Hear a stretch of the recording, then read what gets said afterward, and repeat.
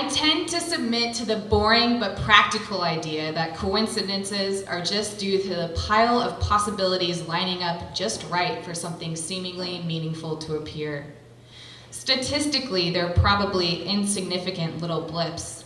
Still, we look for them, we prize them, and we hope they mean God or whoever is taking the time to talk to us. It was fall 2014 when I witnessed a laptop mouse move on its own, cluing at a pattern underneath it all, at a ghost in the machine.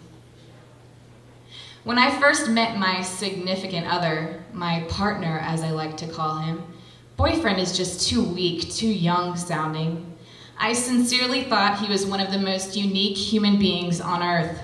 He journaled in a fashion I couldn't imagine with my college-ruled, date-by-date linear narrative structure. He'd write a theme to consider, the latest is joy, on a purple one-subject notebook, and proceed to meditate on that and other themes, or just his life throughout the journal. This wasn't so odd, but what made it amazing to me was that he didn't go in any order. He'd begin on any page, and he'd revisit certain pages as related ideas and memories intersected and arose in the present. I kept an immensely private journal and would spaz out if I caught anyone sneaking a look, carefully shielding it with my arm from strangers in coffee shops and on public transport. David, on the other hand, would sometimes freely share his with me, pointing out certain pages where I'd made him happy, like when we played a great game of Scrabble one night. What began to worry me about my new boyfriend was his penchant, or obsessive need, for seeking and seeing signs. Some signs were sweet, like LG on the back of a phone for my first name with his last name. Anytime he pointed out an LG, I cheered. But he wanted signs for everything, even big decisions I'd make using lists and pros and cons charts in my journal.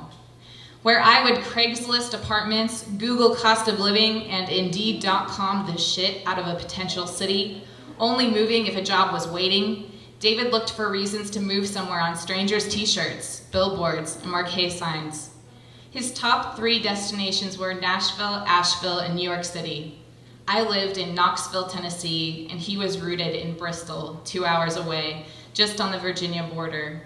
While I hoped for Nashville because it was close to Knoxville and seemed less entrenched in drug culture than Asheville, David found numerous signs pointing him all over.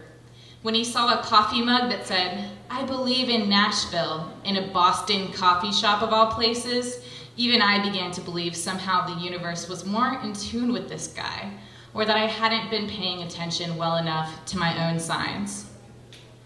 The signs became overwhelming to both of us. License plates, cryptic messages from friends, newspaper articles, television shows. They were so overwhelming that David needed to step back Walden style. He borrowed a friend's cabin high in the mountains, a cabin in the wood with no electricity or running water. He brought cans of soup, a bundle of apples, beer, weed, and a large pack of water bottles. His portable battery fizzled out due to the cold. It snowed up there. It was the coldest night of November on record yet. He spent all hours perched by the small fire, keeping it going, shivering violently without it. In front of him were 4 poster boards: Nashville, Asheville, New York City, and Wild Card. The Wild Card could have been anywhere: Portland, Austin, or even San Francisco. In my style, he pushed the signs out of his head. They couldn't bother him up there. Instead, he made pros and cons lists. He went to sleep with the sun, which meant he went to sleep as early as 6 p.m. Few people called or contacted David while he was up there, but I was concerned. Whenever someone in my life went off on their own, I thought of the worst: suicide. When David didn't answer me one night because he was already asleep, I could hardly stand being away. I couldn't sleep all night. When he did finally answer, I said, "I'm really worried about you. It's not normal to go to sleep so early." "Maybe I should be worried too," he admitted. "Please be good to yourself." "I will. I'm coming soon. Hang in there." "Okay." This was the last sign David needed, a sign that pushed through the wilderness and static. I loved him. I showed him that with the phone call, with insistence that he care for himself, with the promise I was coming. We kept each other warm the coldest night of our lives yet, our bodies wrapped in all the clothes we brought, hiding heads underneath blankets by the fire. David's list expanded to include Knoxville, the wild card. In Knoxville, there was a billboard on the way to my house that said, "Come home." It advertised something like mattresses, but I had to shyly point it out to him regardless. There was David's Bridal by the mall and a David Yurman billboard leaving my house. There was a David Lane in Farragut, my hometown. More practically, his best friend and his new wife lived there, and they liked me. And then he was moving, packing up, and at last living in Knoxville, 30 minutes down the highway in a suburb on the opposite side of town, but just close enough, much closer than Bristol had been. Eventually, the sign-seeking that had once so attracted me to David began to worry me and push me away. Was he capable of making a decision without a sign? Did practical reasons for making a decision come into the picture at all? How many hours could he spend decoding all of them in his notebook, alone at Starbucks? I called the signs an obsession. I told him to just stop talking to me about them all the time, even if he did have them. He understood, so he stopped, even though that meant repressing a large part of himself every day. Moving came up again a few months later when graduate school called me to Wilmington, North Carolina. The sign-seeking recommenced full force. Maybe wild card had meant Wilmington. David's mom had been bugging him to move there for years because they had a large film presence and he could get a job. Unfortunately, he also hated being bossed around by her. We started seeing W's everywhere. The largest sign, though, came from a defective laptop mouse. One night, while I was asleep, David's mouse started moving on its own. No matter how hard he tried to direct it where he wanted it to go, it continued slowly moving wherever it wanted to. He'd known he needed to get his laptop checked and fixed, but it had never acted out this much.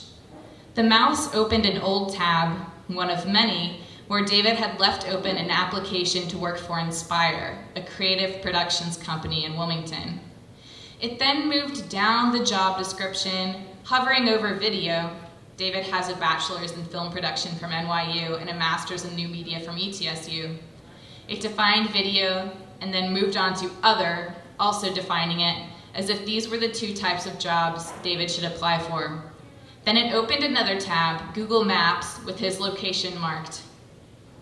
At this point, David wasn't thinking of God or signs anymore. He thought a hacker was threatening him, saying, "I know where you live."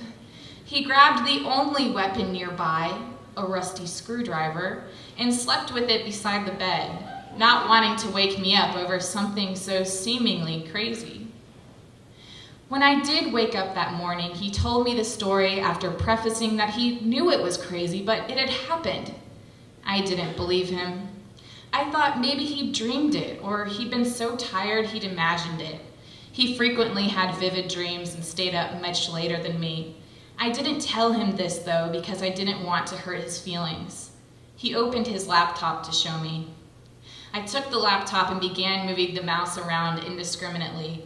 Then, once again, it began moving on its own, despite my attempts at moving it away from its slow-moving path to something else. I looked at David. Maybe it is a hacker. I fought with the mouse and finally got onto Google. I typed as quickly as I could, mouse moving on its own. But as soon as I pressed enter, the internet connection was lost. It came back and the mouse began moving again. I fought to type, "Who are you?" into the search bar, and it searched for, "Who are you?" on Google. When I tried to search for, "Why are you doing this?" it searched Google too. When I tried to search for mouse moving on its own, again, the internet connection was lost. Like clockwork, it would allow me to search certain unanswerable questions, but wouldn't let me figure out why it wasn't working. Finally, David took the laptop from me. "Well, I believe you now," I said. "Don't you want to keep trying to get it to tell us stuff?" "No," he said. "I'm really worried it could be a hacker and we shouldn't mess with that. Or it could just be broken. I'll bring it into the Apple store today. The geniuses at Apple said this was something that could happen from time to time. His laptop was getting old and the battery was bulging. This could cause the mouse to work defectively, like moving and clicking on its own. Just before this, David had asked for an extension from one of his freelance bosses. She had agreed to give him more time, saying she believed in, quote, divine inspiration. He had been touched by this, but the cynical side of him was unsure. It was a large thing to say. As much as I tried to logically explain why the mouse had done what it did, I couldn't. Neither could David. Too many things had happened that made it seem sentient. It had led David to a job application for a company called Inspire in Wilmington. It had refused to answer any of our questions and had shut us down every time we tried to figure out why it was acting defectively. David moved to Wilmington with me. It doesn't matter to me if it was a bulging battery or God or something else. It felt like David's boss had a point, like maybe there was a bit of divine inspiration in our lives in that broken laptop. It's hard for me to believe God would have plummeted down to animate a laptop for a couple days, but coincidences added together seem to reveal a pattern, a message regardless. We chose to take these signs and we ran with them. A little part of me is waiting for the day that my laptop is old enough that it starts losing it, that the mouse starts to hover and move on its own. Thank you.